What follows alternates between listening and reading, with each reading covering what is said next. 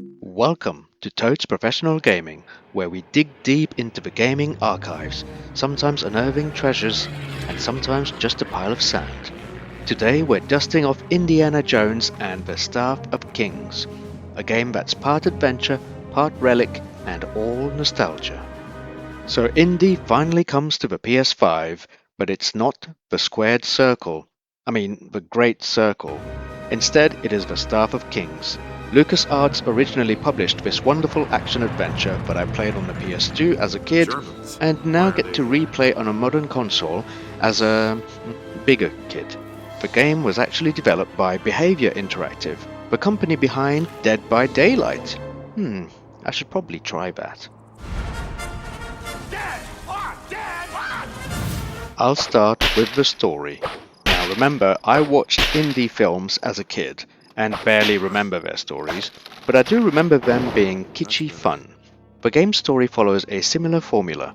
Imagine if Indiana Jones and the Last Crusade had a direct-to-video sequel, and you get Indiana Jones and the Staff of Kings. Set in 1939, it follows me, Dr. Henry Indiana Jones Jr., on a globe-trotting quest to find the Staff of Moses before the Nazis do, because of course the Nazis want it. Indy punches his way through Sudan, Istanbul, Panama and San Francisco, dodging collapsing buildings, enemy zeppelins and participating in physics-defying set pieces. It's got all the right ingredients: ancient relic, globe-hopping adventure, and a sinister Nazi villain, and in spite of limited technology, it does get quite close to the magic of the films. The cutscenes are very entertaining. The animation during them is detailed and reflects the often comedic action tone of the films. Within the game itself, there are set pieces like this one where Indy can shoot some of the lower tier enemies directly, but the main enemy requires a simplified form of puzzle solving. It's that old school PS2 era mechanic where you're temporarily put on rails and have to shoot objects in the environment to take down an enemy. This type of gameplay brings back memories of so many great PS2 games, but also accurately reflects the action scenes from the Indiana Jones films.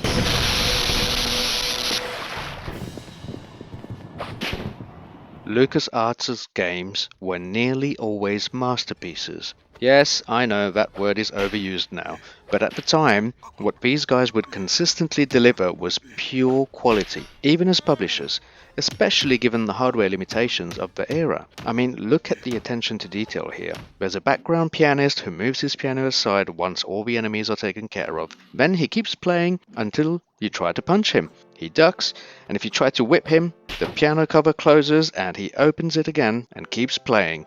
Another example is during a bar brawl, where you can grab a nearby chair and smash it over an enemy's head, or use environmental objects like pool cues and even fish as improvised weapons. These context-sensitive actions add a layer of immersion and fun, making the environments feel dynamic and interactive. The game's visuals hold up surprisingly well, with clean character models and a smooth frame rate, making the action feel fluid.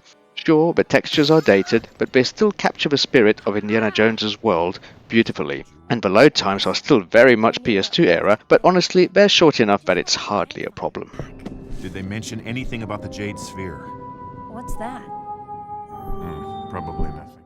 Now this would have been so cool to play on the Wii, but even on a DualShock 2, or now a DualSense, the whip packs a punch. I do wish it had haptic feedback though. You can use the whip to snatch weapons from enemies' arms. You still need to manually pick them up after, but it helps even the odds. Primarily, you'll use the whip to catch and bring enemies closer to you. Get over here! Like Scorpion, before dealing a finisher combo. There are stronger enemies, on which the whip doesn't quite work, so you do have to time your dodge move and then execute an uppercut. Kinda like a counter in a Souls game. Oh my god, was this the progenitor to Souls combat? Nah, it wasn't. My favorite combat move is throwing objects at enemies and running away. It doesn't inflict too much damage, but temporarily stops them in their tracks, especially useful when you're at risk of being surrounded. Gunplay is also a component of the combat system. Indy can wield his trusty revolver to take down enemies from a distance. The shooting mechanics are straightforward, allowing for quick targeting and firing. In certain sequences, the game shifts to an on-rails shooter mode, where Indy is in a fixed position and must fend off waves and waves of enemies, using cover and relatively precise aiming. These segments add variety to the gameplay, though they can feel a bit dated by today's standards.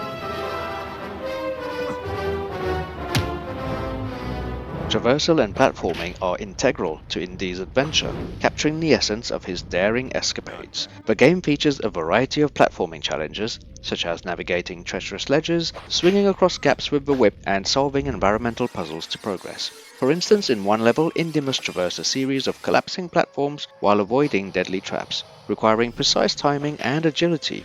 In another scenario, he uses his whip to swing across chasms, adding a dynamic element to the platforming sections. These sequences are designed to evoke the thrilling action of the films, though the controls can sometimes feel imprecise, leading to occasional frustration and death.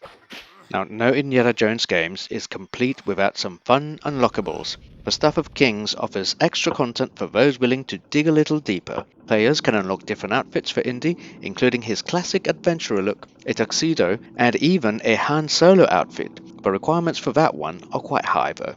Unlike the Wii version, there doesn't appear to be an unlockable version of The Fate of Atlantis here, the classic LucasArts point-and-click adventure which is widely regarded as one of the best indie games ever made, so that's a shame. Please note that while the game doesn't offer much in the way of accessibility options, there is basic button remapping available, which is always a plus.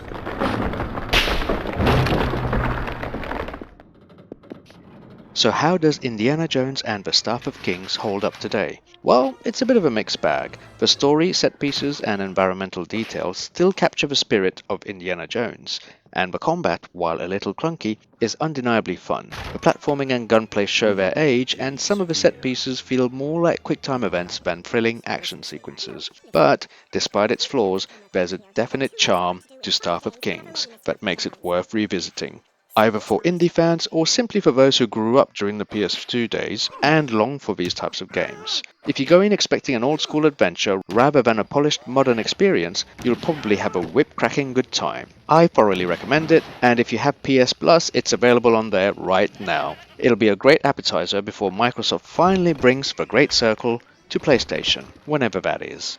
Thanks for watching Totes Professional Gaming. Like and subscribe if you feel like it, and please drop us a comment below. Tell us what retro game you'd like us to play next. Oh, that was too close.